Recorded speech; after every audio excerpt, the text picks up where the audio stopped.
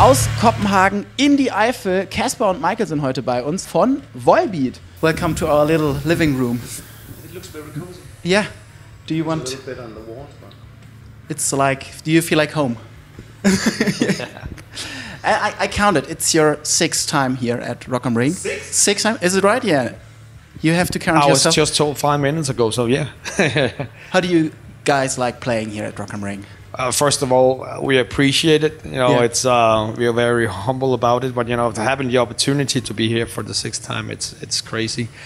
But in general, just our German fans has been there since the very beginning of Volbeat's career, and they just seem to, you know, continuing supporting Volbeat. So Germany has definitely become the second home for Volbeat. How would you describe the energy here, Casper? well, it's actually only my second time here. Oh, okay, yeah. Because my first time was the first show I did with the band in Europe, and that was very chaotic. There was a lot of thunderstorms and lightnings and everything. So it was very chaotic in my first time on a very big stage. So I hope this time will be a little bit more. Fingers crossed. Fingers crossed. Yeah, no thunderstorms. But the energy is great. I mean, I remember it as a very good show. Yeah. Yeah. With all your experience, what do you like the most here at Rock am Ring? It's hard to say. Yeah, and the thing is, when you have such a huge crowd that there is here, sometimes you can get a little bit afraid of, are that many people gonna go crazy? Because there's a lot of people. Yeah. But they do. And that's one thing I think I've only seen it here at Rock am Ring, where they sit down and they do this kind of rowboat. You know what I'm talking about? Yeah, of course. Never seen that before. That was the first time I saw that here at Rock am Ring. They're still doing it. People are crazy. It They seems are like, crazy. you know, I like it. I like it. But the thing is, when you're on stage, people are going nuts. And it seems they just like live music, so it doesn't even have to be Volbeat. It seems like when bands are on, the Germans are on. Yeah. Yeah. Even, I mean, last night we played Rock im Park. Yeah.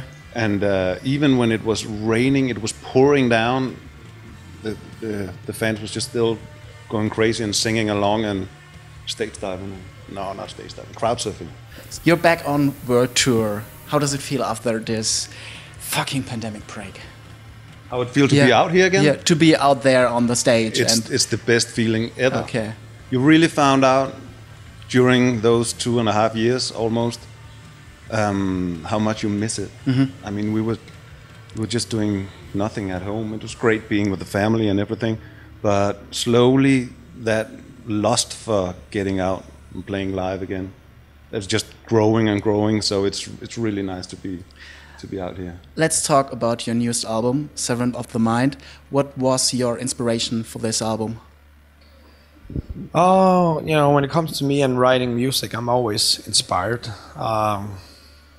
So, you know, I just kind of, as I always do, follow my heart and see what comes out of it. And the thing with Servant of the Mind, I remember when our management Q Prime called us from the US and said, you know, guys, it doesn't seem like you're going to tour for some time. So we don't know what's going to happen. And I said, you know what, I'm just going to sit down and write an album. And they said, that sounds like the best plan in the world. And I was like, oh my God, what did I just say? Because we kind of felt that we just left the studio for the last record. But I was like, you know, let's see what happens when I pick up the guitar. And I was kind of on fire. You know, sounds good. I was writing so much material, and the whole thing was written in like less than 3 months. And almost 2 months. So I don't know what it was, but maybe it was that thing that you knew you were stuck at home. You didn't have to use a lot of energy being on tour, being away from your family, and then come home and look for inspiration. You know, you could basically just stay at home and do your work, do your thing, put your records on, being inspired by a different life, or just looking forward to get back to the roads. So for some reason, I was very quick about writing these new songs, and they turned out a little bit more heavy than we've been for a very long time. So this is definitely, I guess, our most heavy album, maybe to date, or at least for a very long time. And I went to the rehearsal room a couple of times during. We were rehearsing twice a week, and Casper and John was picking up on all the ideas, and suddenly we have material enough for a whole album. So instead of just sitting at home and waiting, doing nothing, we went into the studio. Rob was kind of stuck in the US and was not allowed to travel because of COVID, but we sent over files for him so he could put down his solos.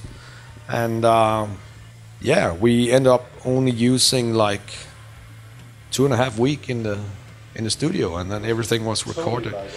Yeah, sounds fast. Yeah. Yeah, and I guess that kind of energy was something that we all felt that we were supposed to have on stage and being on the road. Now we just had it at home, writing, being in the rehearsal room, and being in the studio. It was very refreshing to be able to both the writing and the recording process. So, yeah. What's the one thing you need to take on tour with you? The one thing. I need my MacBook. Your MacBook? Yeah. And you? Good health. Good health. That's a good one, yes. Last question. What is the last thing you do before you go on stage? I mean, I need to, give Narcos to fist bump the guys. Yeah, okay. Bump the rest of the guys, and just, that's it. I have to do that. It's kind of a lot for me. Perfect. Let's end with the fist bump. Yes. Thanks for your time. It was great. Great pleasure. Thanks.